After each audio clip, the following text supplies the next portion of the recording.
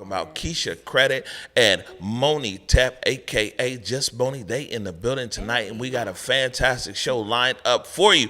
Great conversation about the culture, about the streets, about what's happening right now, advocacy, and everywhere in between. Before we do all that, though, first up, we got to pay some bills. That means giving a big shout out to We Rise Wines. We Rise Wines, located on 2nd Avenue, right across the street from the Moore Theater. This is a black-owned, for-us, by-us spot, so if you like to take a sippy sip from the cuppy cup, as we like to do here on the set of the pop-up, then, We Rise is the place to be.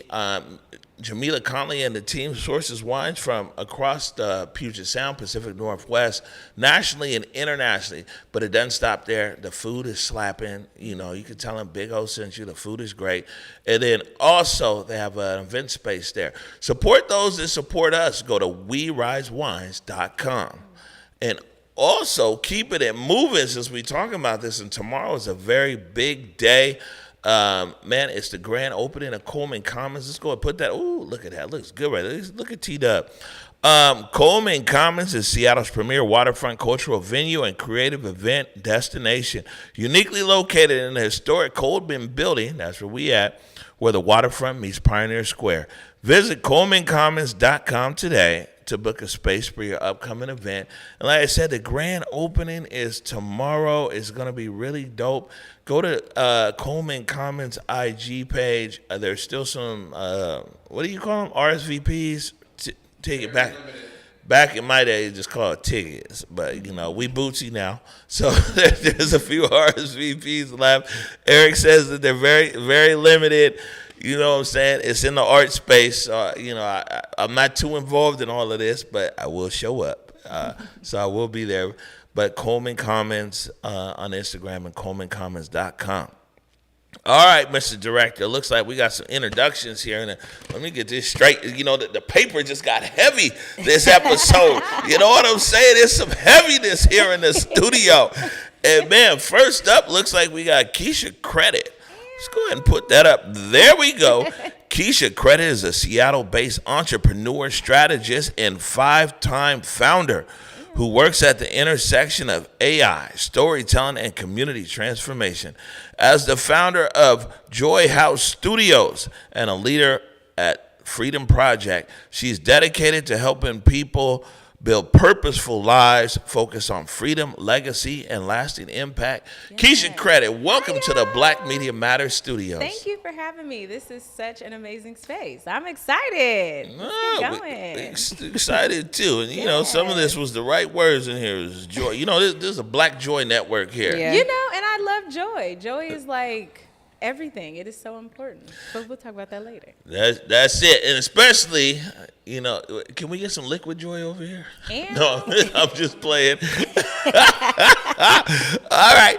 Next up, my buddy, we go way back. And wow, just happy to have her back here in the studio. Moni Tep, a.k.a. JusMoni, is a Seattle-born musician, mother, and cultural worker who founded How We Met Apothecary. Currently, did I say it right? Apothecary. That's cool. I still be learning. It's cool. Currently, the decrim director at Lavender Rice. That's our folks.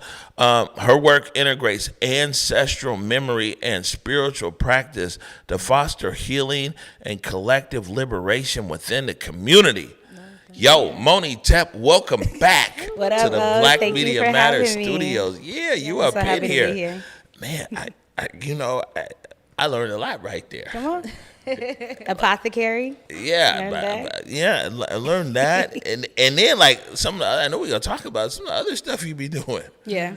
Oh, okay. It's a lot. I got a lot going on. I see. Get into it. I see. All right, this is good stuff. Well, the way that this show works is that the first part of the show, we're going to talk about some news and headlines and things like that. We'll get your opinion on it. There's no bad answer unless you talk about my mama or something. Then we got a problem. But otherwise, we love your mama. Yeah, that's what I'm saying. It's no problem here, huh? Oh, okay. Well, the director says we're going to go to break first. So we're going to go to break. We're going to come back and we'll talk about it. All right, cool. Experience the revitalized spirit of the Seattle waterfront at Coleman Commons, a premier event space where modern luxury meets local charm. unwind in our serene wellness spaces, or find inspiration browsing unique exhibits from local artists. Our space offers the perfect backdrop to connection with friends, neighbors, and community.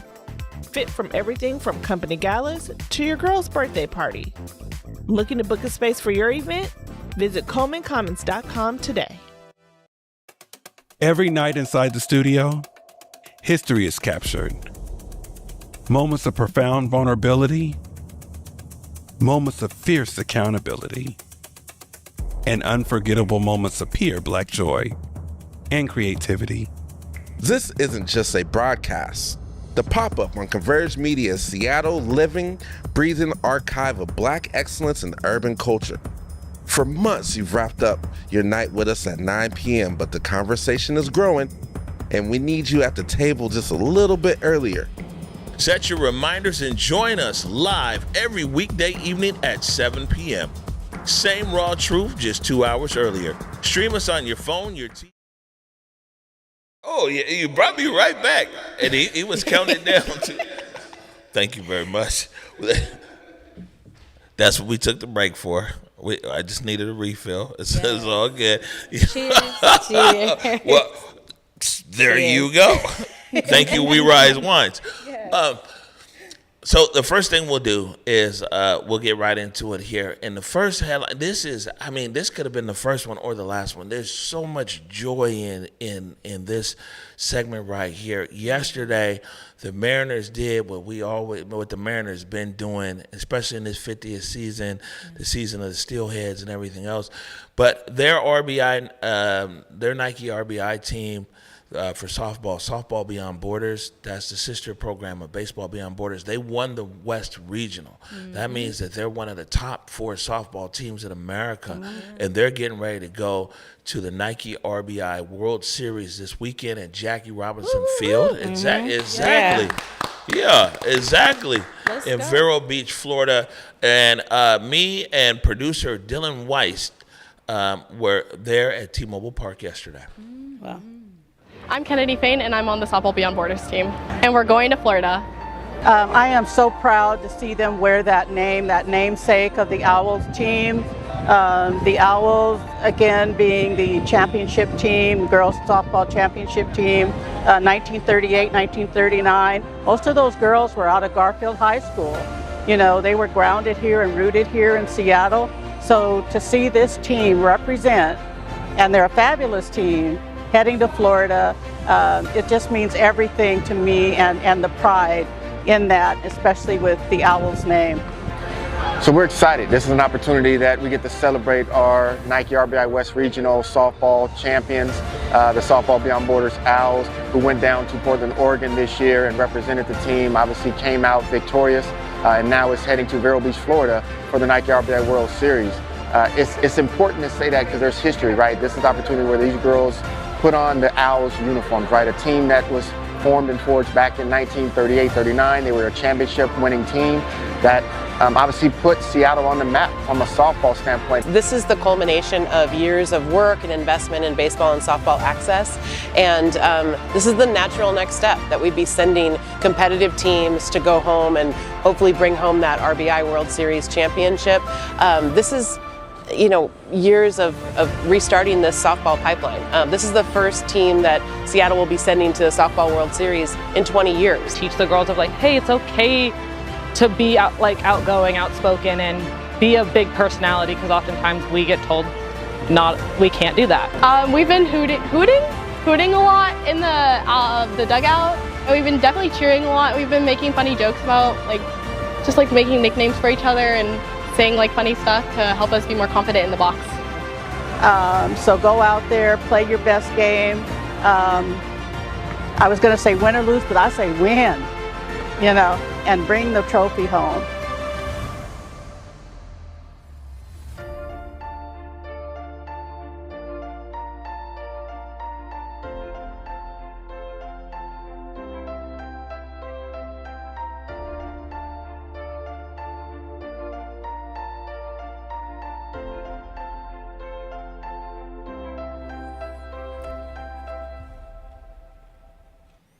All right, so the Owls are on their way to the Nike RBI World Series in Vero Beach, Florida, and what a big year for them.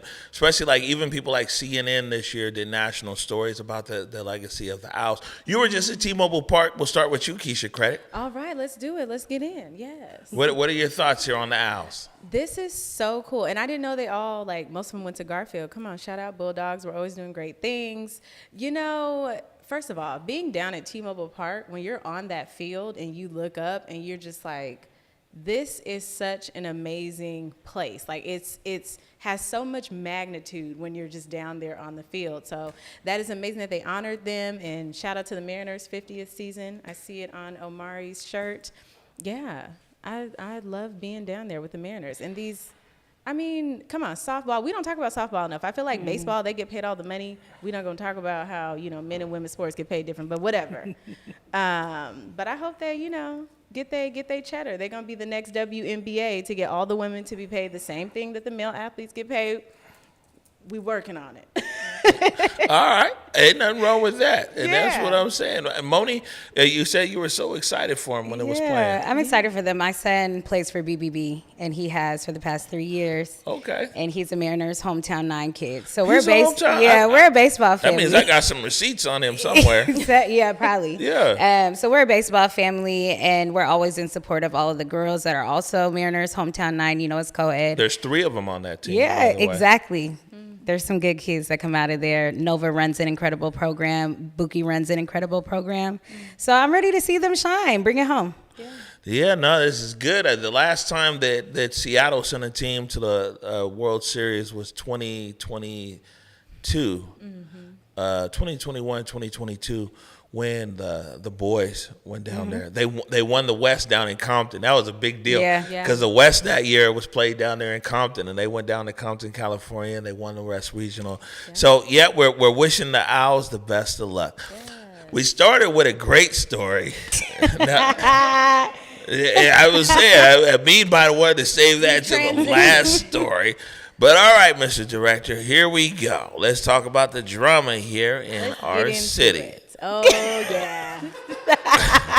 It ain't my fault. Did I do that? It ain't my fault. Did I? All right, here we go. Seattle Police Chief resignation raises tensions between mayor and black folk. Alexandria Yoon Hendricks and Kai Uchera reported in the Seattle Times that the sudden resignation of Seattle Police Chief Sean Barnes has triggered tensions between Mayor Katie Wilson and prominent black community leaders who claim the move erodes trust in the mayor's leadership and threatens recent progress in public safety. We started with Keisha last time. I'll start with you here, Moni. You sure? Come on, Monty, just listen. We got to drop the bombs. Drop them. And also we have an overlay from Moni that we'll get to. It is next up about this. Yeah, you want to know my thoughts on it?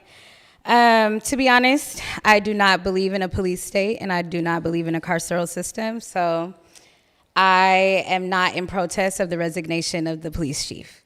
I'm like, fire them all, honestly, and all of them resign. I don't think that police keep people safe, right?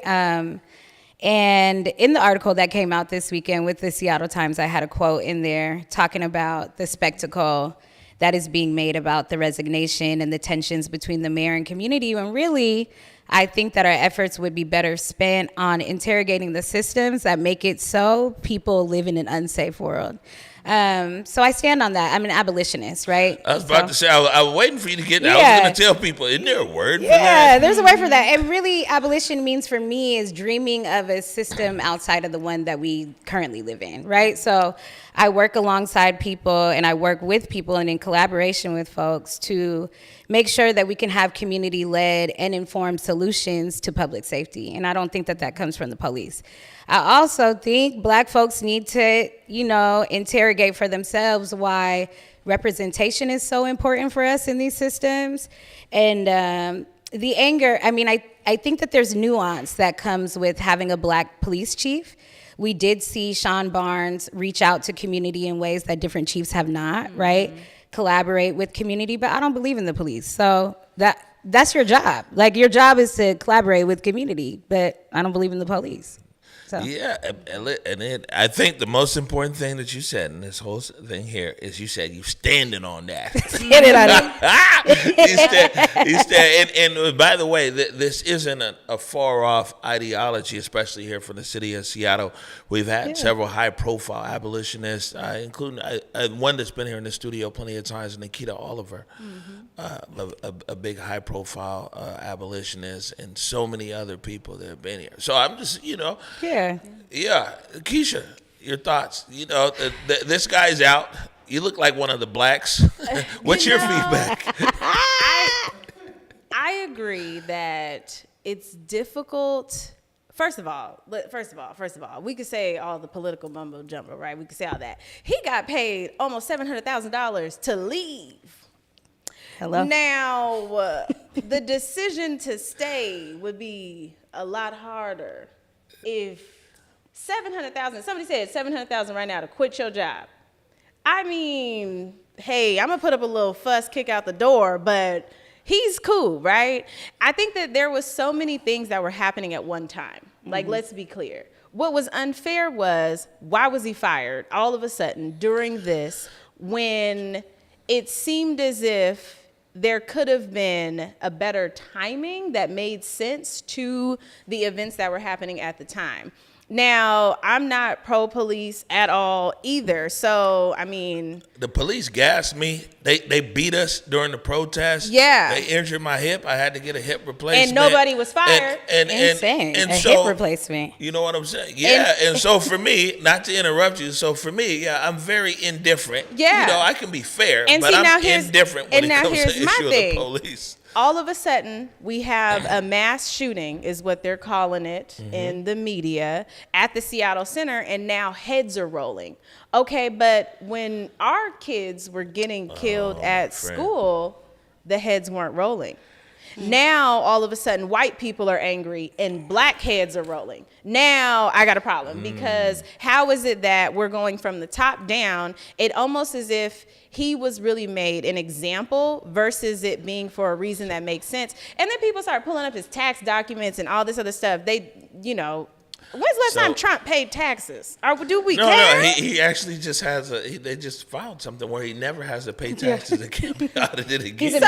Ever. Right. So I'm like, the unfairness, the unfairness and the bias that happened for this black man is problematic in a system where we already know that black people are the scapegoat for everything all the time. So seeing this, it took away from the real issue of why these kids got guns.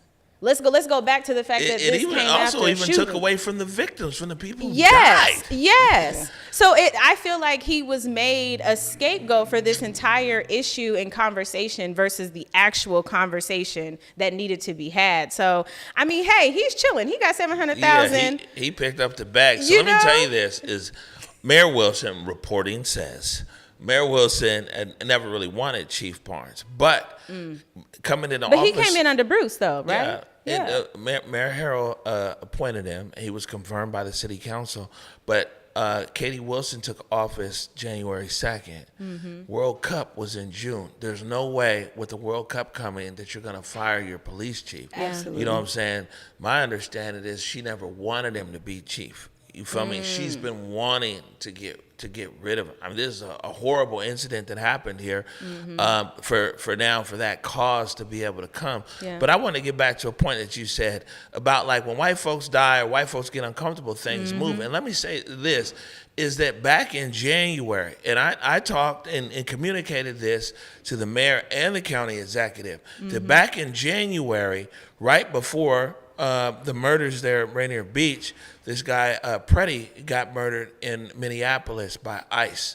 And Mayor Wilson and Executive Zahalai held press conferences. They had an emergency task force. They did all of those things with their full chest. Talked about how, it was all bad in Minneapolis and how we're going to make Seattle ICE-proof. And I said to them, when y'all gonna talk with your whole chest here about what's going on in South Seattle? Yeah. You know what I'm saying? Yeah. Because there is thoughts and prayers, and it was like, oh, well, we don't want to seem like whatever. But I'm like, man, you guys need to say this is unacceptable. It's not gonna happen. It never happened. So then let me fast forward. Is that something I've never seen before in all my years of covering City Hall? Is up in Aurora. They started blocking the streets because of the gun violence there and everything else. And now in less than a week, there was a press conference at City Hall where you had the mayor, the police chief, the city council, the city attorney, and even the SDOT director. And they said what's happening in Aurora is unacceptable. We're passing legislation. We're doing this and that. At that same press conference, we got the tape somewhere. I'm like, hey, this is cool. And I'm glad that you guys are doing this in Aurora. Those are our daughters that are out there. But by the way, when are we going to see all of government talk about the Central District and the South End? And they were like, oh, Mari, don't worry, kumbaya. So just to your point that you just said, that it isn't until there's the uncomfortability of white people in this city. Because you know what they do, they just say, well, y'all fix it. They say, okay, we got, some money. Y'all fix it. Y'all put your people out on the front line. Y'all go out there. Y'all solve it. You know these kids. These are your community. You guys go do it. But they don't come with the power and the presence that is necessary to have the backing so that those positions are empowered to do what they do. You can't just expect us to just be the ones to just say, we're gonna do all the work. Y'all just give us the money and go away. No, I don't like that system. I don't like that system because that makes us the only ones vulnerable, number one, and also it allows the outcomes to be solely on the community, and that is not cool. Because when all these other things happen, they say, well, we're here. We stand with you, X, Y, and Z. This is the reason I don't really like politics like that. Because I just feel like they're all figureheads anyways, and I don't really know what they really care about, because everything comes down to the dollar anyways. And we know that. Right. Now, before we move on to the last topic, because me and Keisha been talking for a minute, and I wanted to throw this back over. But because, listen, I do my research. It says you foster healing and collective liberation within the community. Any additional thoughts here about this firing? Not really, and actually, beyond the firing, the conditions that we're in that we're talking about. I think that's actually what. Absolutely, I could talk to that a bit. I think I've been in a lot of conversation with a lot of people. My phone been off the line since the resignation happened, right? And I keep going back to, let's interrogate the system. We have young people that are killing each other because we are poor, because people are hungry. And when people are poor, they're going to do what they need to do to get food, right? We have folks who are houseless, right? Gun violence is a symptom of our conditions, right? And there's a system that upholds that.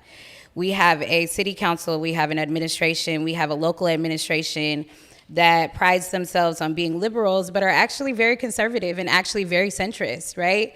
And so they pass legislation and policy that doesn't actually support, like you said, Keisha, like the community, the folks who are in community who get those dollars to do those things. There's no infrastructure that actually upholds the impact that we can make in community. Yeah.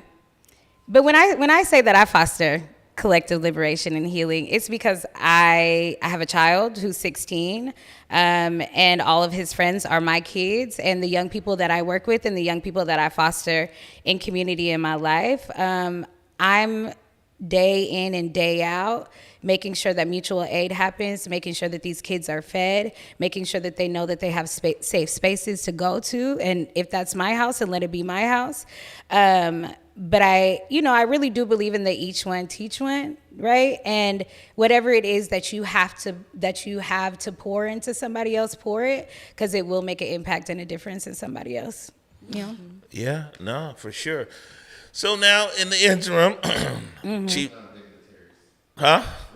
Oh, we're waiting. Yeah, as we wait on the dignitaries here, So Sean Barnes, he's collected his bag and he's out. Yeah.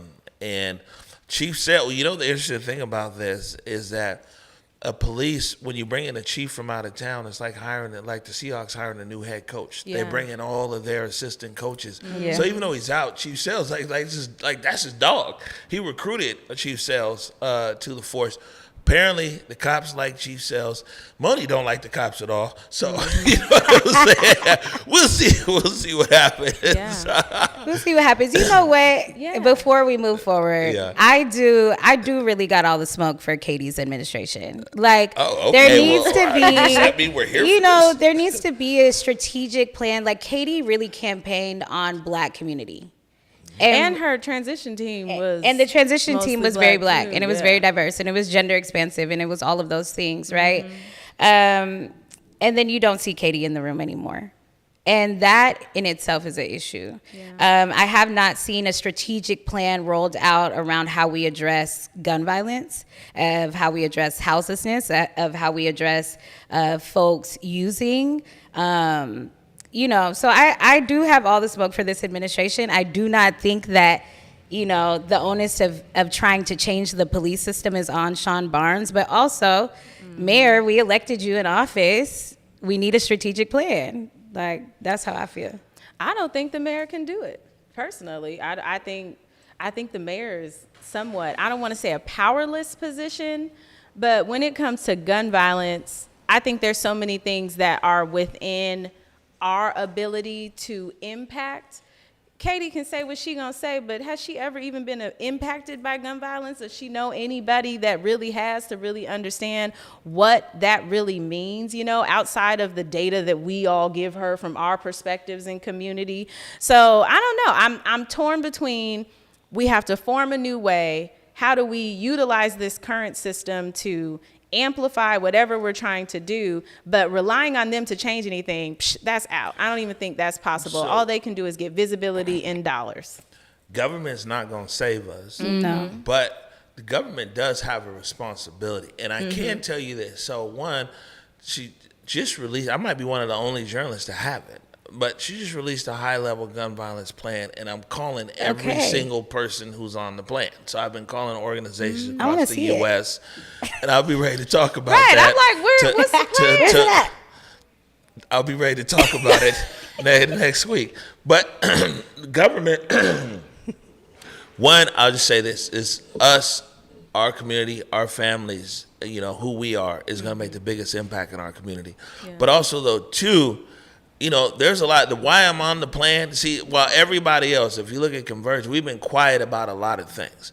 We've been quiet about, oh, should the chief stay? Should he go? Should this and that? We've been laser focused on the plan because we know the only time the plan moves is when white people die. And so during this time right here is where we're not worried about, was it 5 hours or 3 hours? Did he make this money or that money? We've been quiet over here because we've been trying to figure out this plan and see if it's sustainable and everything else. Yeah. But I will say this, is that, one, I agree with you. We interviewed the mayor in January, and she said that she hadn't been impacted, and, you know, her life journey hadn't been impacted, and which is a good thing, to be honest with you. It's like, this is great. What a privilege. You haven't been traumatized by gun violence. But the second thing is like, man, there has to be a reckoning as to when. That's why we're on top of the plan, because the money moves during these plans. Yeah. And accountability sometimes shifts, disappears, and everything else. Because the money be out there. When you talk to people like HSD and the money they spend every year, Executive Zahalai just announced $15 million that they're putting in over there. Yeah. There's even some federal dollars that come into play in grants. The dollar resources be on the streets. Yeah. But and they're all in one place, but then we got to fight for it. In other places, you know, an organization like Jazz Ed or the CD Panthers shouldn't have to beg for money. That's what I'm saying. Why do we have to fight so hard to fix the problems that also affect everybody? I'm tired of our orgs having to fight like this. Like, literally today, and this is overshared TMI, we're talking at work about how do we effectively have a budget where we can sustain the livelihoods of the people that work here while also doing this work that is so vulnerable. It is almost impossible. And so what do? We talk about how gun violence is about lack of resources and all these things. Well, let's talk Seattle. Seattle, you can make $80,000 and you still qualify for a lot of help and support. In Seattle, you go across the country, people think 80,000, you doing it. Let me tell you, Seattle is a whole different beast. So yes, they do put all this money out there and they say, here it is. But then they literally make us go to the water hole and scratch each other's eyes out for this money, which causes problems because then you have internal conflicts. The different orgs start beefing. There's all this. You know what that's called, Keisha? They be beefing. White supremacy. You know, exactly. Is that how it plays? It's by design. It's by design. So then how about this though, right? This is the abolition piece of dreaming of a different system, right? If Black people decide collectively we're not fighting for crumbs. I'm not fighting for crumbs. I'm not fighting that organization over there. I'm also not going to write this grant where my requirements to fulfill this grant are having this many people in this many seats or this much diversion by white people's numbers. That's white supremacy. So then what if we dream of a collective economy that looks different? But then you have to accept sex workers. Then you have to accept folks who are in underground economies. Then you have to accept those folks who are, you know what I'm saying? Boost, you know, is that the weed man? But do you feel me what I'm saying though? But like that also is a reckoning to be able to build a collective care system that is outside of white supremacy. And with Black people have to reckon with being okay with how people get down. And we also have to get used to giving, because this is something that if we have not been in position where we are now the philanthropic leaders to be doing the donating and the giving, where does this money come from, right? And if we're not reliant on the government, we have to be clear about, let's change our morals, values, and beliefs so that we feel like it is important enough to give back to our own spaces so that this money that we're not going to fight for no more, we can replace with something else. And that's very difficult in people of color communities, because where are we going to get $15 million from? And how do we spend it? And do we have the people trained to spend this money in the right places to spend it? That's a whole different question. Man, so this is really dope. This is what happens when the bosses be in the building. We were supposed to do 5 headlines.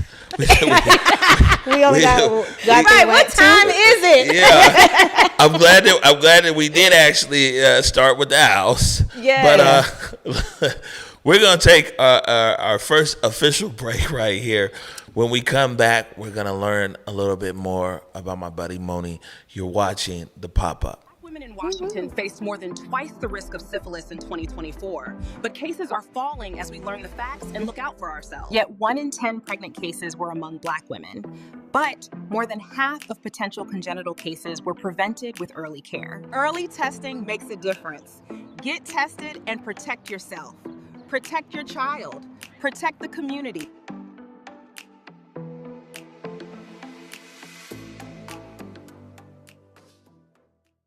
Discover the new heartbeat of Seattle's waterfront at Coleman Commons, the Emerald City's premier event space where culture, creativity, and community come together. Looking to book a new space for your event? Visit ColemanCommons.com today. When our community seeks answers, we just don't report the news.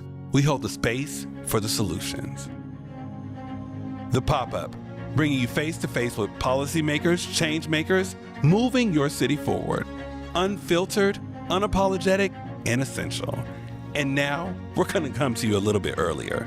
Tune into The Pop-Up weeknights at 7 p.m., where culture meets Converge. Show up for each other. In the barbershop, at home, in the group chat, we check in. Not just you good, but really good. Because the health of your friends and family matter, and they need you to check in. Healthy men keep each other safe. And real ones check in on the ones we love. Because when we tap in, we stay healthy together.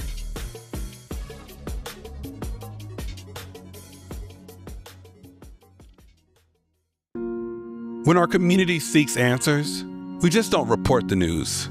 We hold the space for the solutions. The Pop-Up, bringing you face-to-face with policymakers, change makers, moving your city forward. Unfiltered, unapologetic, and essential. And now, we're going to come to you a little bit earlier. Tune into the pop-up weeknights at 7 p.m. where culture meets Converge. Experience the revitalized spirit of the Seattle waterfront at Coleman Commons, a premier event space where modern luxury meets local charm. Unwind in our serene wellness spaces or find inspiration browsing unique exhibits from local artists. Our space offers the perfect backdrop to connection with friends, neighbors, and community. Fit from everything from company galas to your girl's birthday party. Looking to book a space for your event? Visit ColemanCommons.com today. All right, welcome to the pop-up, coming to you live from the Black Media Matter studios here in downtown Seattle. I am your host, the Big O, and according to Meade Gill here, because I was questioned by a guest, so now I need to double check because I doubted myself. You know what I'm saying? Yes, this portion is all about you, Moni. Oh, it's all about me. Okay. This is it's crosstalk too, though. So if you have any questions for Moni while we're talking here, feel free to jump in. So I mean, we gave you an intro. I think it was pretty well written. Yeah, it was thank cool. you. But you know, first I want to give you an opportunity to, again, tell our viewers a little bit more about yourself. Ooh, a little bit about myself outside of the bio. I mean, Seattle born and raised, CD or see me always, right?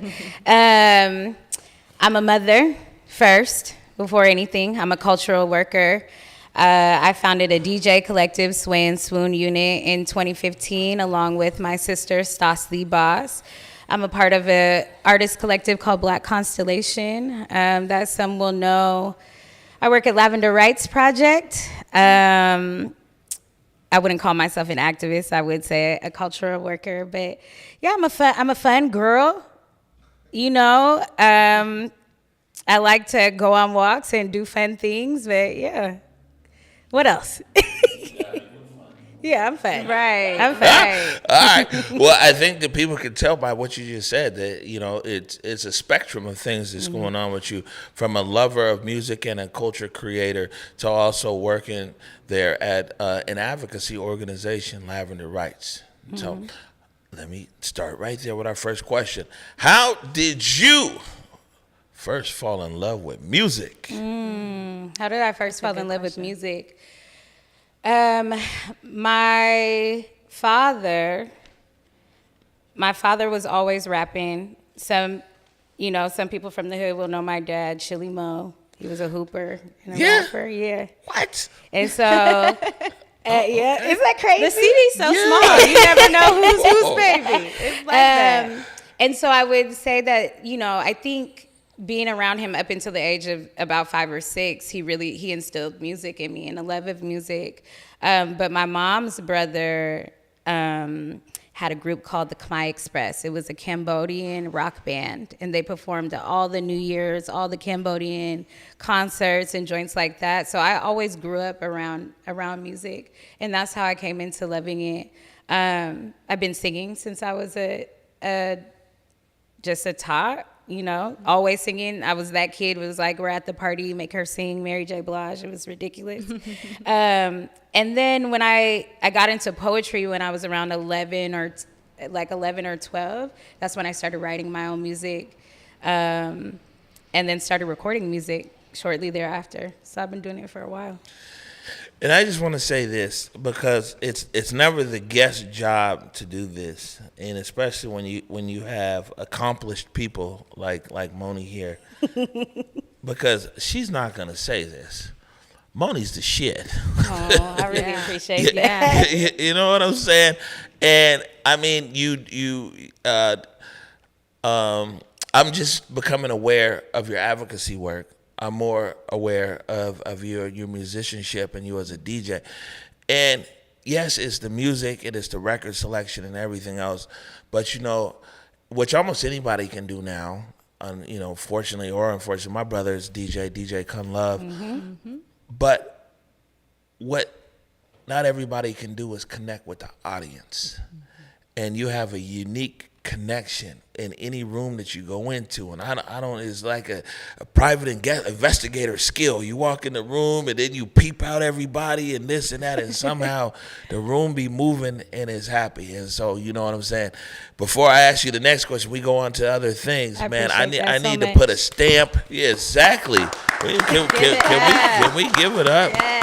Yeah, I mean, it's undeniable, and like I said, my brother is an iconic DJ here, so I don't say these words lightly. You know what I'm saying? I've been known to my big homie too, so yeah. I've been known to sit there on this set and just be quiet and be like, I ain't gonna say nothing I don't want to say over here. So just know that it's real deal. So man, tell us more about your advocacy work and how you might even see your advocacy and your art, your passions intersecting. And the ways that they intersect. I think it's really good we started with the owls, right? Because you saw Stephanie talk about cultural preservation. When I think about liberation and when I think about my work in community and the way that it intersects with my art, I'm thinking about cultural preservation, right? So I like to base my cultural practices in really ancestral themes. So I think that Black people were the first people to ever be in the world, and I think that Black people will be the last people in the world. Oh, that's good to know. Yeah. Cool. I mean, you know, it's a give or take, right? Because we're always going to be here. We started here, we're always going to be here. So I think of my liberation as my God-given, my born right? So the work that I do in community, my advocacy is based in that. I want everybody who I'm able to impact and touch to know that you were born free. We live in a system that forces you to believe that you are not, which is why we have to work our way through it. But to me, that's ancestral. That is me giving reverence to everybody who has came before me, all of my ancestors who have came before me, who have fought their fight.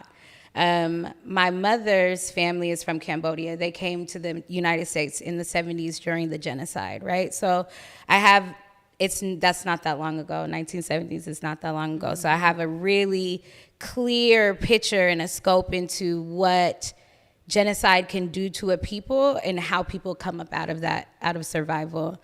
And then my father's family, coming from enslaved Black folks, I don't only think about the enslavement portion. I think about all of the gifts that were taught to me, right? So like working with medicine, working with herbs, and knowing how to use oils and butters to heal myself, my community, my family.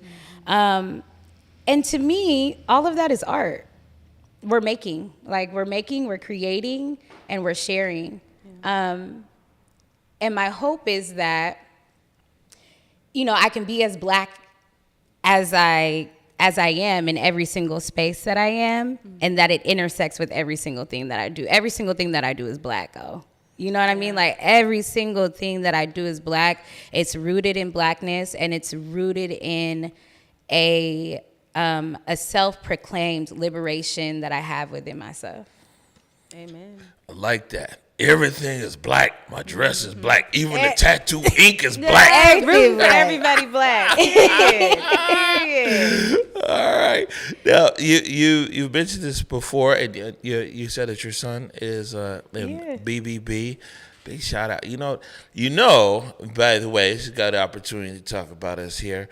Is that I got an Emmy nomination for a documentary I did with Baseball Beyond Reconciliation Tour. Come on. I need to see it. You see him drop that? You see him just drop that? Yeah. Well, when Baseball Beyond Borders, when they went to Jackson, Mississippi, in 2022, we documented that. And back then, Dan Wilson was an ambassador for Baseball Beyond Borders, and we went down there and we shot a documentary film about how the team from Seattle went to West Jackson, where you couldn't even drink the water. It was crazy.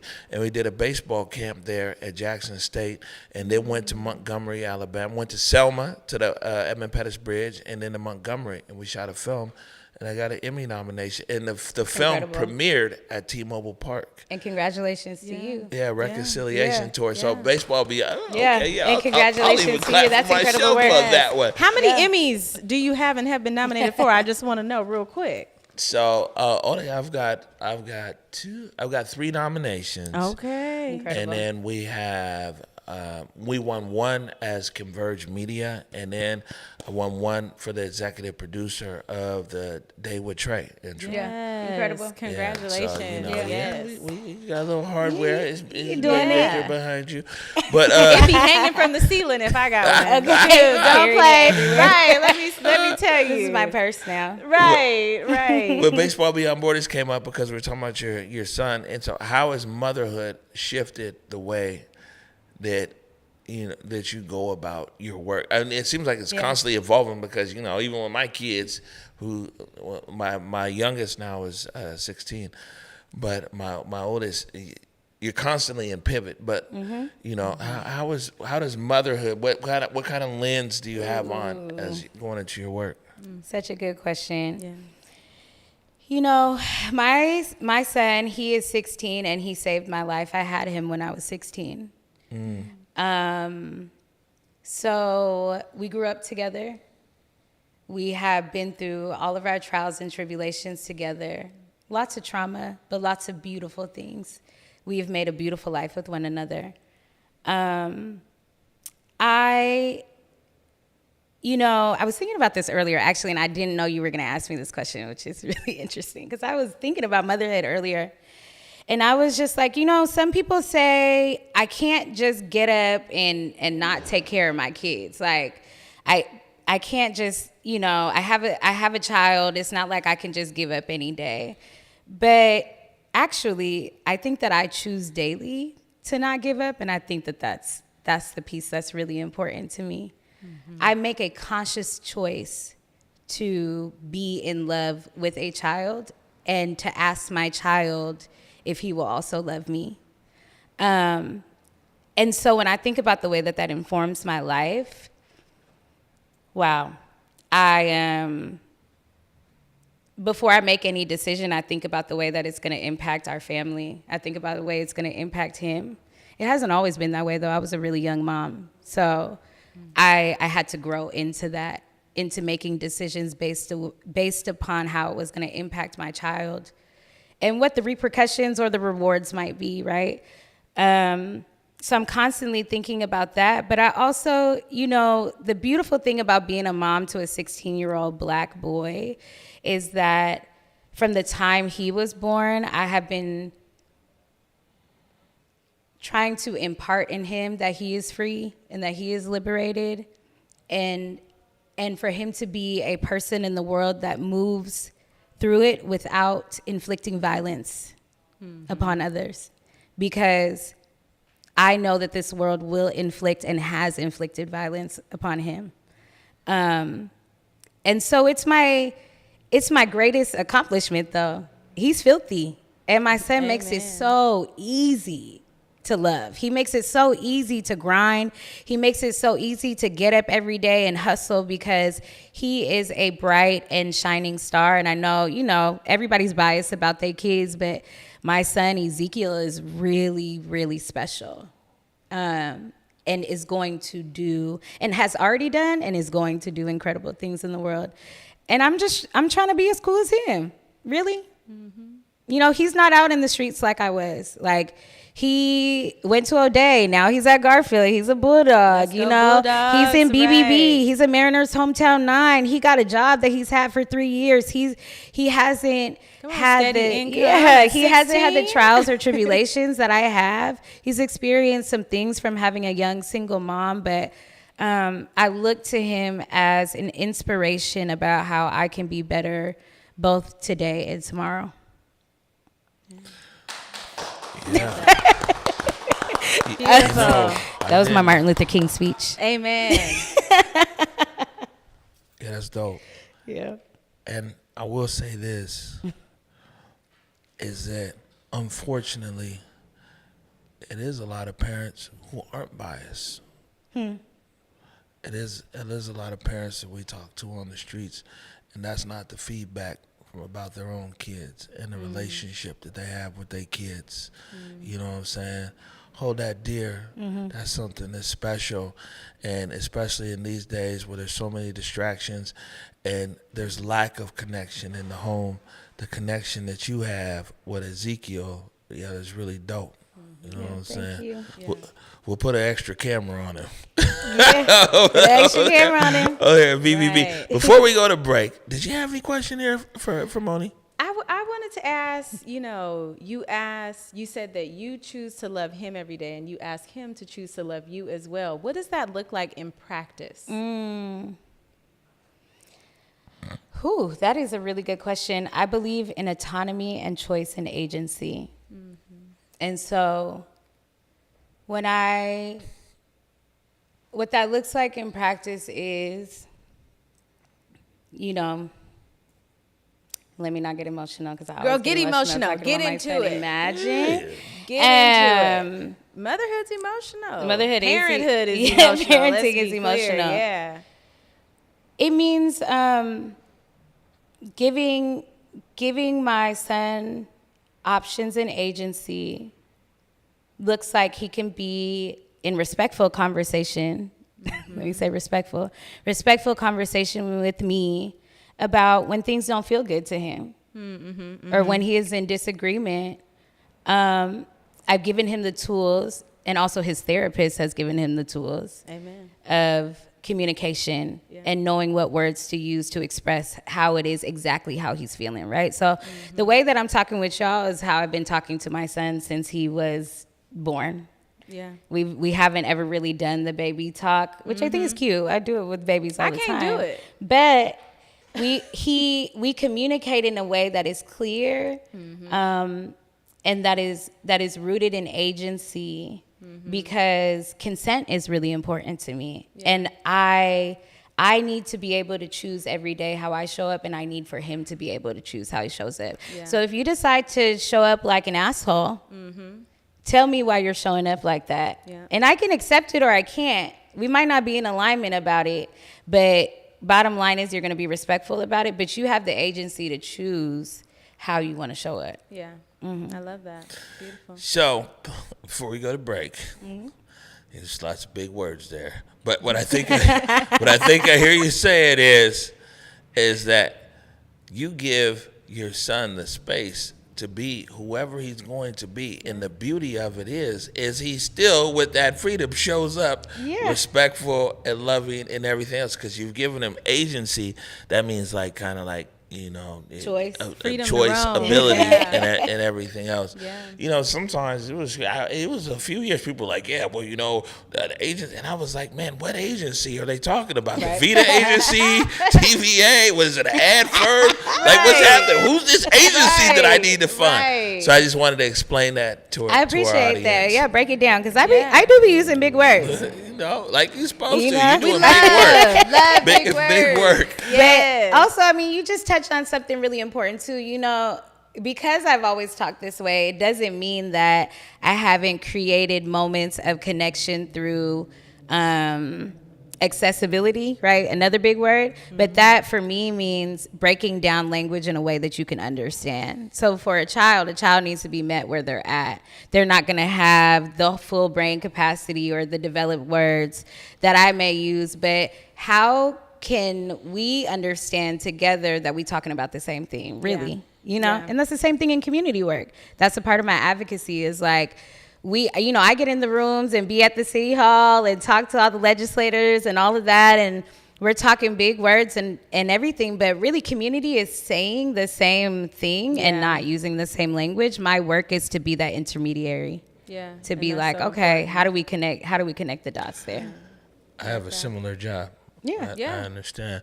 We're going to take a quick break, and when we come back, we're going to be talking to... This is really interesting, by the way, because we literally had our people meet Gil, talk to Keisha's people, Maceo and them, and in order to coordinate this appearance today, you guys might have seen it before, we're like, man, we got to have our people talk to Keisha people. And so we're going to go commercial break. When we come back, we're talking to Keisha Credit. You're watching The Pop-Up. Experience the revitalized spirit of the Seattle at Coleman Commons. a premier event space where modern luxury meets local charm. Unwind in our serene wellness spaces or find inspiration browsing unique exhibits from local artists. Our space offers a perfect backdrop to connection with friends, neighbors, and community. Fit from everything from company galas to your girl's birthday party. Looking to book a space for your event? Visit ColemanCommons.com today. Every night inside the studio, history is captured. Moments of profound vulnerability, moments of fierce accountability, and unforgettable moments of pure Black joy and creativity. This isn't just a broadcast. The pop-up on Converge Media's Seattle living, breathing archive of Black excellence in urban culture. For months, you've wrapped up your night with us at 9 p.m., but the conversation is growing, and we need you at the table just a little bit earlier. Set your reminders and join us live every weekday evening at 7 p.m. Same raw truth, just 2 hours earlier. Stream us on your phone, your TV, and everywhere you get Converge. The town square opens at 7 p.m. All right, welcome back to the pop-up, coming to you live from the Black Media Matters studios here in downtown Seattle on the Big O. And man, it was just Jazz. Jazz was here. Gone. Hope she come back. She said she'll be right back. All right. So, Mr. Director, I think we got something here. We skipped over it earlier because we was talking about the Popo. Yeah, we was. 12. You know what I'm saying? A11, please, Mr. Director. Let's go ahead and put that up on the. There she is. Best Emerging Community Leader, Keisha Credit, is turning influence into impact. This is Seattle Media. This is Kiara Doyle. And it says, Doyle highlighted how Credit intentionally used her digital platforms to celebrate Black culture and Black excellence and provide authentic representation to uplift her community. Keisha Credit. First of all, congratulations. Thank you. I'm honored. Thanks to the community for voting me in those 3 categories. That was a crazy competition. You hear that now. So she said she made sure to slide that in there. We were just talking about one category. But she did mention all 3. And before we go any further though, man, big shout out to Seattle Media. And people think this Black media ecosystem here, it's like we're all competitors. We all want to win, but we're all collaborators and supporters of each other as well. And so the Seattle Media I'm doing this was dope. The whole best of the best was really dope. So I'll give you a little bit of time here. I know you do a lot. A little bit of time here to actually expand a little bit more on that introduction that we gave the audience. So hey everybody, I'm Keisha Credit. I do a lot of things. I think I'm an always evolving unicorn, meaning I kind of am the person that wants to be excellent at whatever it is that I'm jumping into, and I like to jump into a lot of things. And those things always go back to what is fulfilling my joy at the time. And that changes as we evolve as people and as I've evolved as a woman and as a mother. And so I came from a very strong history of entrepreneurship. I started at Microsoft, and from there I was like F corporate, started my own companies, blew those up, and then decided, you know what, I kind of want to do something different, start having kids and all the things. And now I'm tackling motherhood and how do I feel a sense of belonging, understanding, and community with where I'm going to raise my children? And so with that came the pivot to me working in nonprofits, because I said, all right, I'm back in the CD now. I inherited my grandpa's home, went through the whole renovation. Y'all might have heard about that and all the things, and being on Dr. Phil and all the buzz from social media, because I love social media, right? I know a lot of people are on social media and chit chat with me. I think it's the current platform for moving the needle. It is the voice. It's where people go. When people wake up, that's kind of where people gravitate towards. So I love being in that space. And I decided, like, okay, you've got to figure out what it is that you want to do. Where do you want to pour your energy? And I wanted to pour it into my community. My father was murdered when I was less than 2 years old. I believe I was 1.5. He just reached 21 in his age when he was murdered. And his death, tragically, is a reoccurring story that is occurring in our community. And it's something that I don't talk about a lot, but when I see the things that happen in our world, and I'm asking myself, How can we have a better future for our kids? It bothers me that there's opportunities for children to still be having the same outcomes that we were dealing with in the 90s, that we were dealing with in the 80s and the 70s. And I don't really understand it. And so I said, okay, dive into this, understand this. What is going on? What can be changed? What is different? Because at the end of the day, I want to raise my kids somewhere safe. I'm one of the few black people still left in the CD that pay property taxes in the CD. If y'all follow me online, you know I'm always complaining about property taxes because, we talk about the CD all the time, but we don't be diving into it. The CD is high, okay? And when I say high, I mean the CD is high. And like, I think everyone's like, we celebrate the CD, we love the CD, but there is a lot that it takes to live there because you deal with the reoccurring history of a place, but you look around and everyone doesn't look like that. And so it's very confusing. We just had, the night out. What was it called? The Seattle Police Department did the night out and everything. And they all went to Rainier Beach and they was doing the stuff and the thing. And we love that, right? We love when the mayor go and double dutch. We love that. On my block, I said, oh my God. There are no neighbors here that I grew up with. And I've been in my family has been in our home now for 60 years. And so it's crazy that I said, if this is where you're going to raise your kids, you need to understand what's going on. Because from black CD, we're dealing with a whole bunch of stuff. White CD, oh no. They're out at 4 a.m., they're walking their dogs, they're waving hay, they're having a great time. And so I really wanted to understand what was going on. And I said, if I'm going to use my genius and pour it into something, and I just had kids and all that stuff, so I didn't want to be an entrepreneur because that's a whole lot of work. I said, I'm going to pour it into my community, and I've loved it. When I say I've loved it, if there's a place that you can talk shit and stir some shit up, it's doing community work. I said, this is my type of party, okay? Moni's like, believe me, I know. Absolutely. Yes. I said, this is my type of party. And I love that because we need people that understand storytelling in this type of work. So now that is what I'm dedicated to doing, and I do it in a lot of different ways. I do it in front of the camera, behind the camera, and I try to keep it lighthearted too, because on my personal social media pages, you'll see a lot of fun stuff, fashion, events, things going on around in Seattle. And recently I made a post where I was just like, yo, this is kind of hard to be all the things in Seattle because Seattle is such a dichotomy, and it really, really, really stresses me out sometimes. So and we're gonna get to that post. Okay, we're gonna get to the post. So I meant, you know what? It's almost like you had been here because you wound down just before you did. But before we get to that though, because you are gonna bring up something that's very real and impacting all of us. Before we get to that, where do you witness the root of Black joy in Seattle? You've just told us some of the pain points that you see in the neighborhood. Yeah. Where do you witness Black joy in our neighborhood and beyond? Yeah. So as I was like a couple of months ago, I'm like, okay, what is it that you want to dedicate to, right? It's difficult to have natural joy as a Black person in America. Let's just start there, right? I think that you have to be so intentional about having joy because it's so easy for your daily narrative to be about fighting the system, to be about going against the grain. And so I said, look, I want to have joy in everything that I do, and every time that I wake up, in every kiss, and every moment, and every hug, and every interaction. I want to feel joy. How is that possible?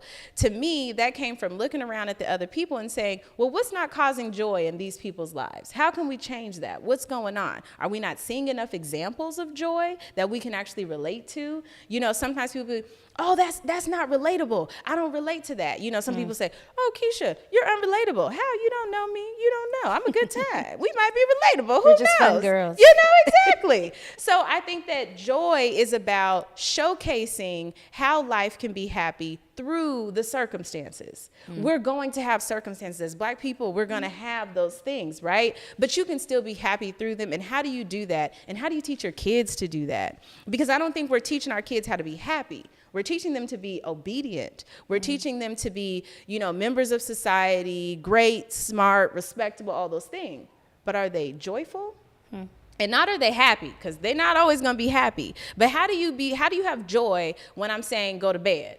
and be joyful in the fact that you have a place to go to bed, and be celebratory in I'm going to be joyful about going to sleep because I'm going to wake up to a beautiful day, and really changing the way that we think about joy and how it can be in everything that we are, and that is our birthright, and that is something that we deserve, and that's what God called us to be. I think it's easy for us to say what God told us to be and try to play it out. But I don't know if we're really, really, really taking the steps, because it's easy to get dragged down. It's easy to have something happen and now, boom, the rest of your day is done.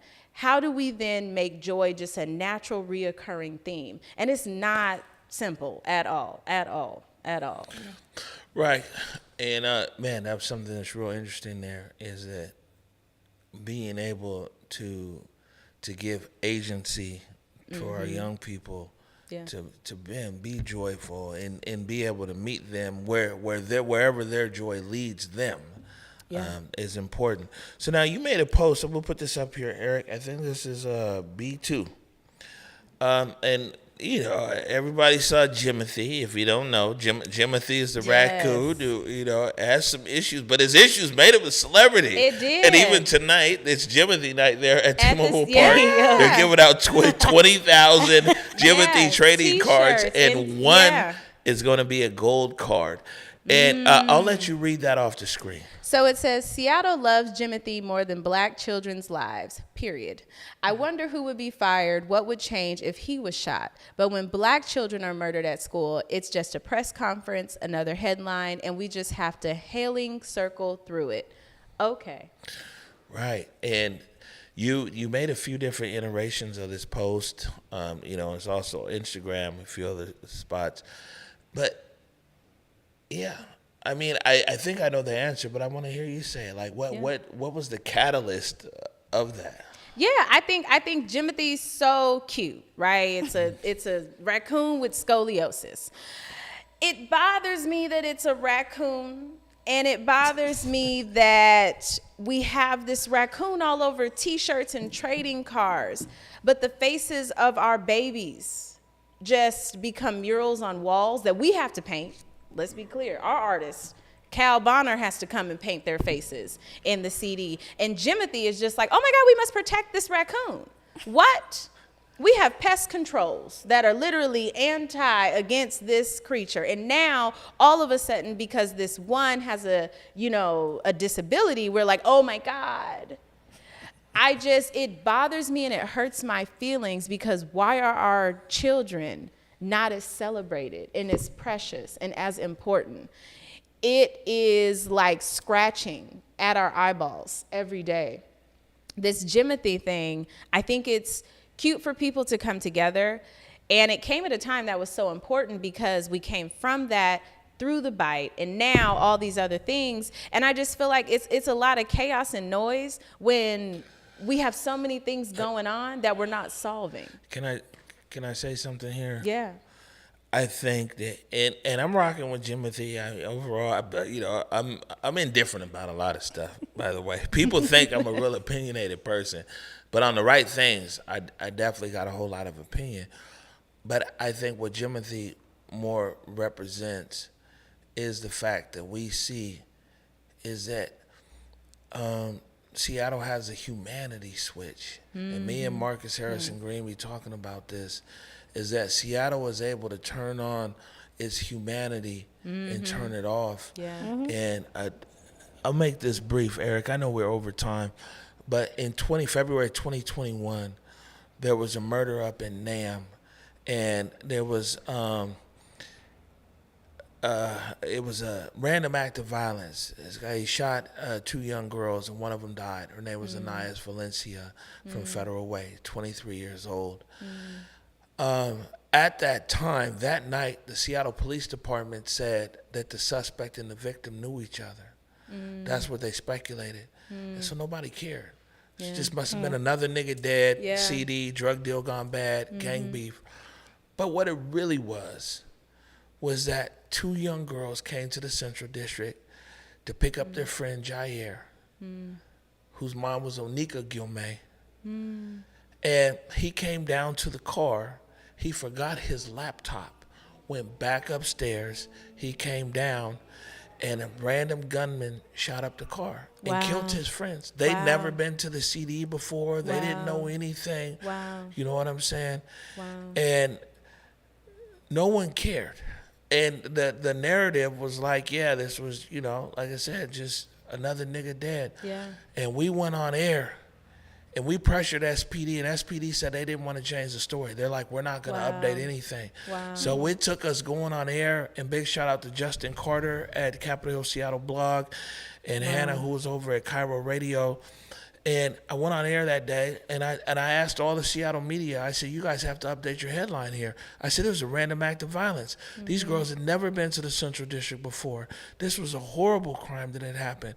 And when that happened, when all the news changed their headlines, and SPD actually updated their blotter, Seattle remembered its humanity. And all of a sudden, here was the GoFundMe. There was the candlelight visuals out there at Jimi Hendrix Park and everything else. And so we see that this city, it's the same with Antonio Mays Jr. Unfortunately, I have so many And it's terrible. things here where we Yeah. turn on our humanity and turn it off.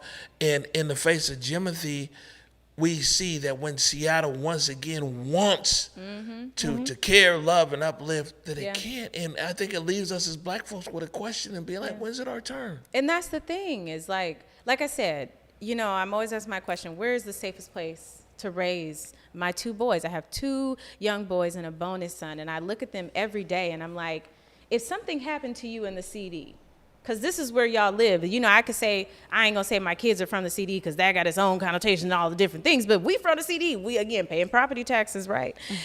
If something happened, what would be the story that is spun? And the story is so important.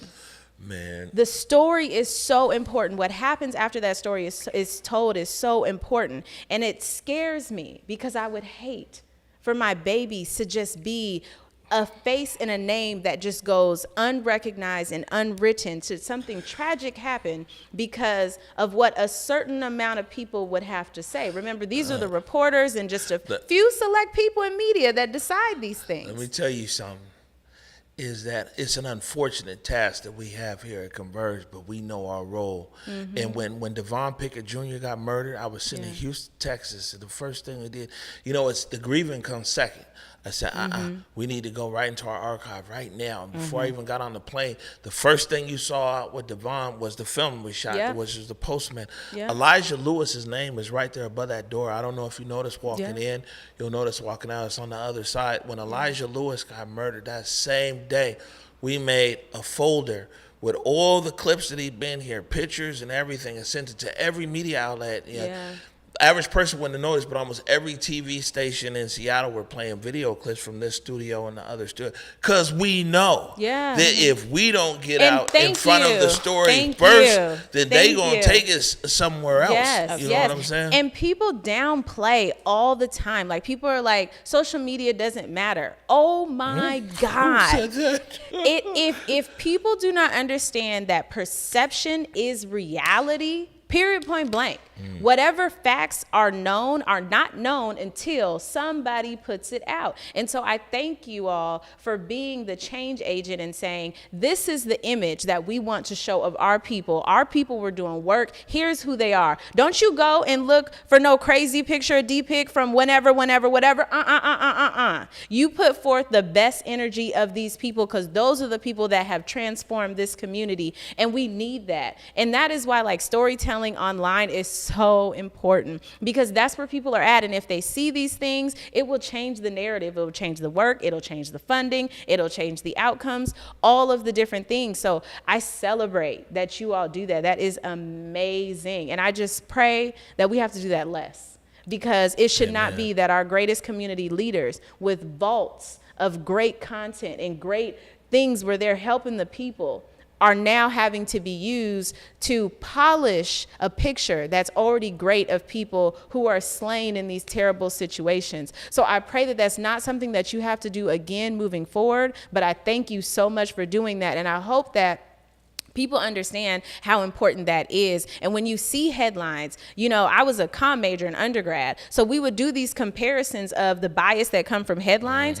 That was my first understanding of like, wow, you are curating the future dictation of this entire story by those 12 words, that are on top of that headline. 100%. It's impactful. It really is true journalism.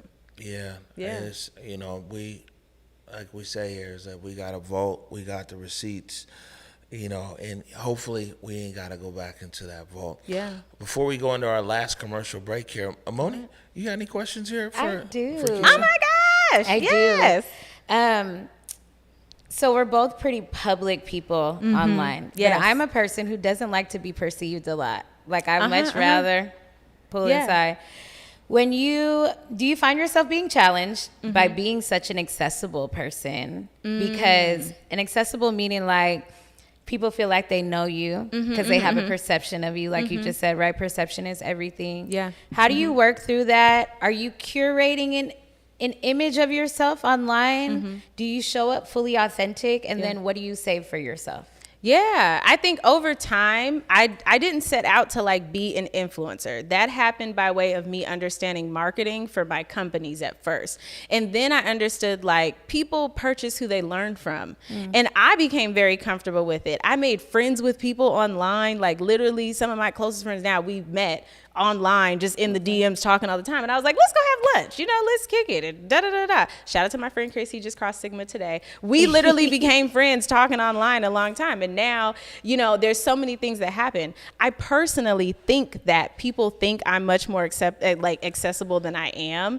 I'm very open, very transparent, because if you're gonna have joy, you need to know the ins and outs. You know, I wake up and be in my bonnet, my robe. Most of my followers know I'm gonna be in my bonnet, my robe most of the time, and then we're gonna get dolled up, you know? And I think it's important for people to see that, because joy is in all the things. It's not just me when I'm here with Converge, you know, ready to go. It's when I wake up in the morning. It's when I'm talking to my kids. Kids are crazy. Fiance is crazy. All the things. I think it's important. I've asked myself, like, how do you interact? What do you do? Because people will come up to me and just start talking. And I'll be like, I don't even know you, but hello, what's your name? Let's start there. And I just think it's funny. I think it's funny to have connection, and I think it's important because people should feel close to you, as if you can talk to them, because why not? You know, at the end of the day. But it's interesting, and I think people would be surprised to know how much I spend alone. Like, I spend a lot of time alone. I like to just sit and be by myself and kind of download, you know, messages from God and all those things. But when it's time to show up and it's time to talk, I love it. I think it's fun. This is fun. Being with people is fun. Talking to people, you know, and I meet people and they tell me the ways that I've impacted them, and I'm like, wow. Okay. And I'm just doing what I'm doing. And then along the way, you post it, you share it, you keep going, and then people watch it. They're growing with you. They're grinding with you, you know, all the things. And when you need them, hey, let's go talk about this. Let's do this. And it just builds and it compounds. And I'm very grateful for the online presence, creating such a real and true reality for me.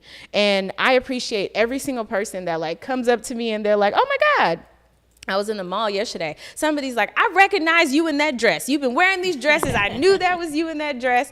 And I talked to her kids and all the things, because I want people to know, like, joy is you. Joy is relatable. It's not something that you see online and it's not the same. No, we all can be doing this. And that's why I like influencing, because I'm going to share all the stuff. Ain't no gatekeeping. You know, what's the skincare? What's the get dressed? How you do it? Da-da-da-da-da. What's the tricks? Let's all get it so that we can all be more happy. Because if we're all more happy, when we go out into the world, there is more joy. When you're at the grocery store, there is more joy. When we go into our workplaces, there is more joy. When we're with our families, there is more joy. When we have more joyful things that we see, then our lives can be filled with more joy as well. So I just like to show up, and I'm like, hopefully it is spreading through the universe and causing friction where it needs to, but then also planting seeds of joy where it's like, this is a possibility, this is an outcome, and this is how we do it. So it's interesting. But I like to sit, you know, a lot too. Yeah. Thanks for answering that. Yeah, of course. Yeah, so Mr. Director, if I ever need a day off, you need to call Moni because Yes. Moni's just over here throwing them up. And you I see, it was a know, multi-part right? question. I know. How do you Very- show up? With Yep. accessibility? And this, that. You are welcome anytime to All come right. and host the pop-up. Yeah, I'm All gonna right. remember that. Look, man, we're off to our final break here. We've got just one question left for our esteemed guest. And I got to say this, is that, and maybe you can help me out here, Eric. If not, we'll figure it on the other side of the break. It isn't often we go long on this show. It is a very timely show. We get in and we get out. It's exactly What time 60 is minutes. And we've got an hour and 24 minutes. And the thing is that a lot of times where it's a real respectful platform, as you can imagine, professional platform. But, you know, we interrupt a lot to be like, oh, okay, well, that was great. Now here's the next question or whatever. And it's refreshing and it's beautiful just to hear both of you just sit and talk. It allows somebody like me to just sit and learn and everything else. The flip side of that is it does take time, but I appreciate your patience here tonight, and I hope that we're all learning from each other. We are. It's a really rich conversation. Okay. Well, hey, that is real. On that note, Yeah. we're going to take our last break here, and we'll be right back. You're watching The Pop-Up. My name's Deontay Damper, and I want to talk to you about something real. Mental health, substance use, alcohol use, things many of us often carry in this community, often in silence. What a lot of people don't know is this: crisis care services in King County are free, and they're available 24/7 for every single one of us. You can call 988 at any time and reach out to trained, compassionate counselors right here in this very region. And we're talking about people who listen and stay with you through the moment to figure out what you need. Now, if you want someone to come to you, they'll send their mobile crisis teams anywhere in King County. These mental health professionals and people with lived experience, not law enforcement, from DESC, YMCA, and the Sound, will show up and support you. And now there's another option. You can walk into one of King County's crisis care centers anytime for urgent mental health and substance use support. Just like you walk into urgent care for a broken arm, but this time it's for your mind and your recovery. No insurance, no appointments, just walk in. The first center is actually open right now in Kirkland, and people are already coming through those doors every day. And more centers are on the way, actually in the comings of years, including Seattle on First Hill, in South King County, on the east side, and one specifically just for our youth. We all know someone who struggles. I have. Maybe you have. Or someone you love. Asking for help can often feel hard, but you're not alone. You have someone to call. Someone who can show up, and now a safe place to go. These services are free, and they're here because communities demanded better. They voted to make it real. The doors are open. Walk in when you need to.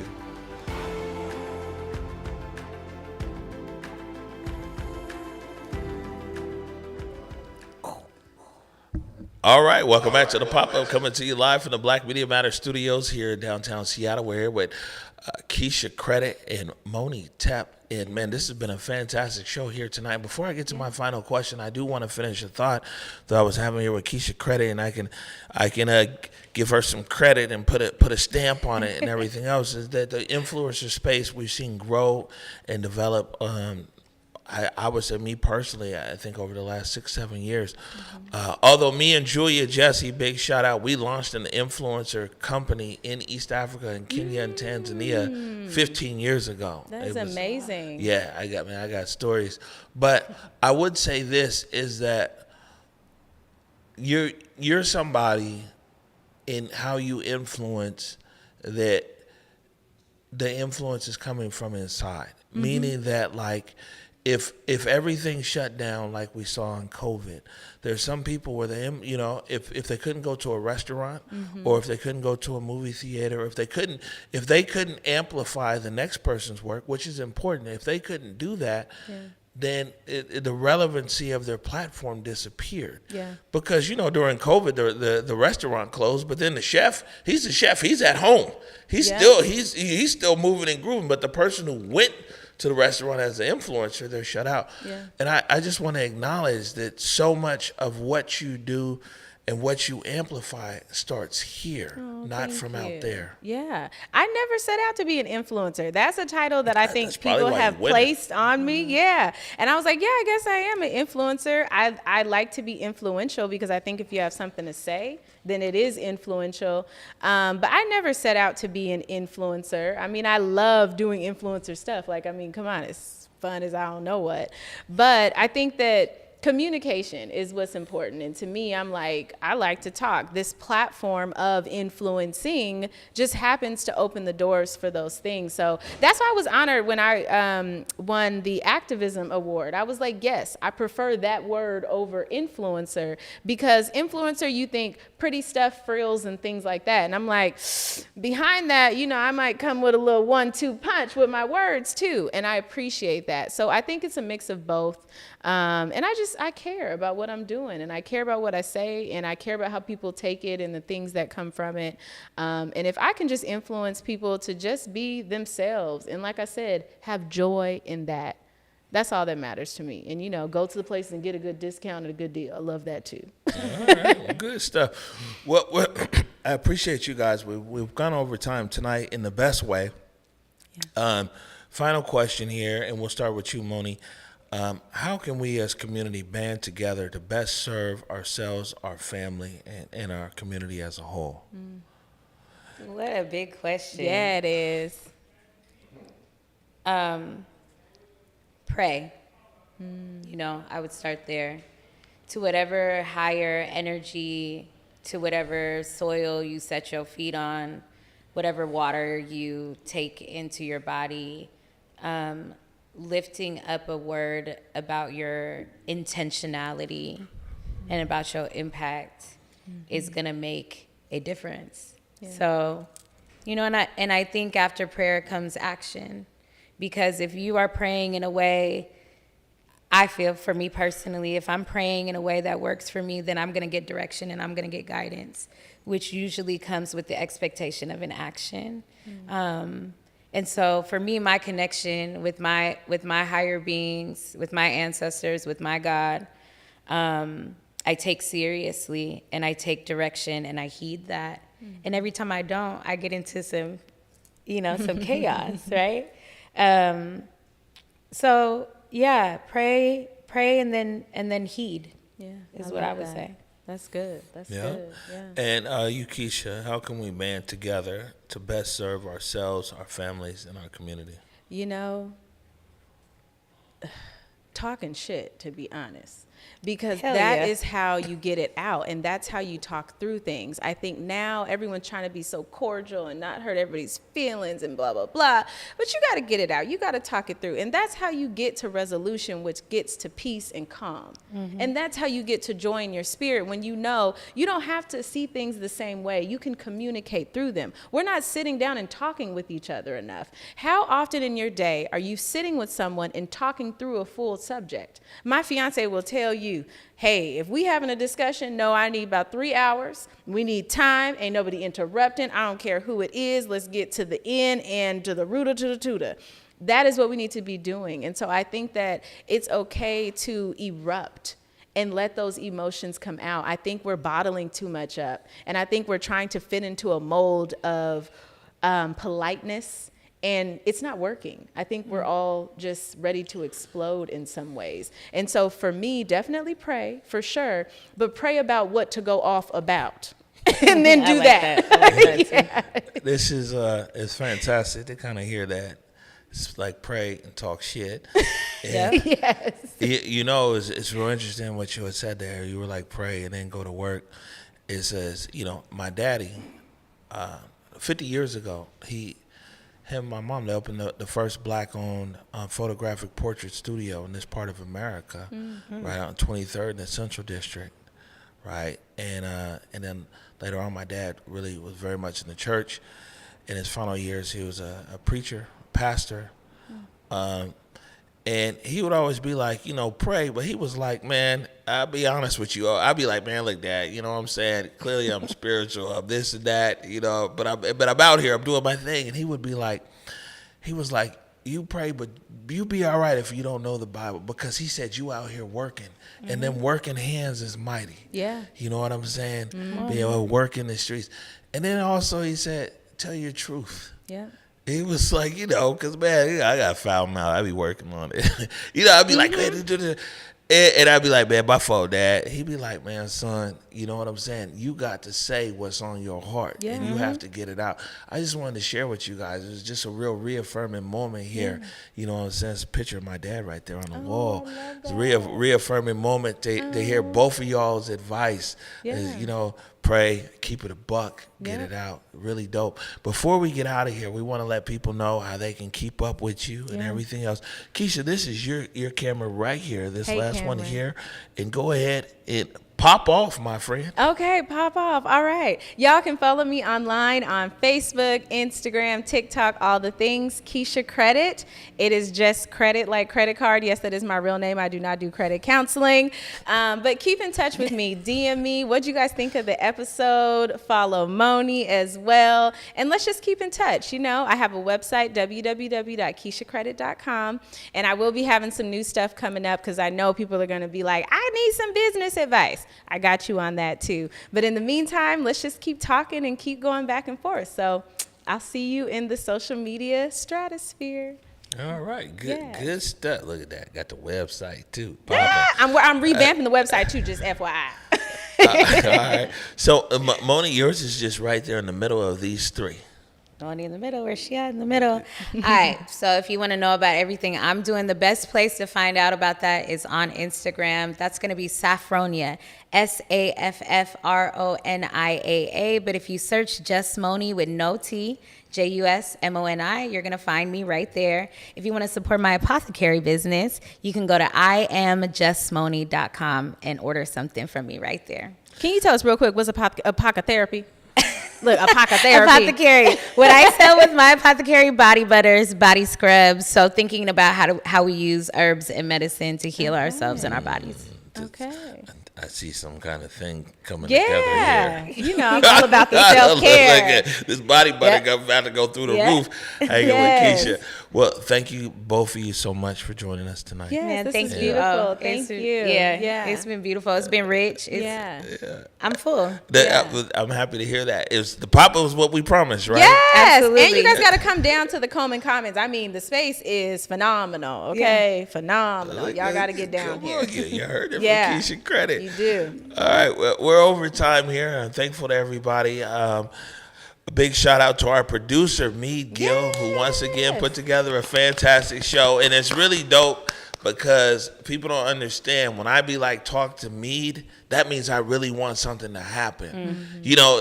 I'm sure all you guys get it like, no, but Moni, you do it, and you be like, yo, it's all good. But that's not a strength of mine, is to read all of your text messages and this and that. So when I'm like, talk to Mead, that really means I want to happen. And sometimes people take that the wrong way. They're like, oh, Big O just pushing me off on somebody. That means that like I'm really serious about it. And so big shout out to Mead Gill. Mead Gill's put together another great show. Of course, our live producer, Converge Media co-founder, Eric Calligraphy back there. And man, I have to give a big shout out because today it was an unexpected ray of sunshine that walked into this studio. And I'm talking about Jasmine, just jazzy. You know what I'm saying? I had the pleasure of knowing Jazz for decades and to be able to see her flourish and grow and thrive in her purpose. And man, she can do it all. I remember last year, when Basa Gordon had to take a leave for her health, and I called. That was the first phone call I had, was to Jazz. And she came in here and, learned so many things so fast. And, what I'm saying, did several episodes of Back to Basa on Fox 13. She also did Back to Basa on Fox Soul on the national platform as well. And she walked in here fearless. And she walked in here with a willingness to learn. And she also went over there to Fox 13 3 or 4 times and did live on Fox 13 and everything else. And I just want to tell you, Jasmine, that I'm so proud of you. I'm so thankful for you. And where I see you all the time catching these updates on social media, I've seen your growth literally over decades. And I'm just so happy to see you here in the studio tonight. Yeah, that's our folks. On that note, look, we're going to get out of here. There's no show tomorrow because it's the opening of the Coleman Commons, and then we got some retro coming to you for Friday. So on that note, I'll tell you, go forward in your purpose, go forward in your humanity. And until we meet again Monday at 7 p.m., peace. Yeah.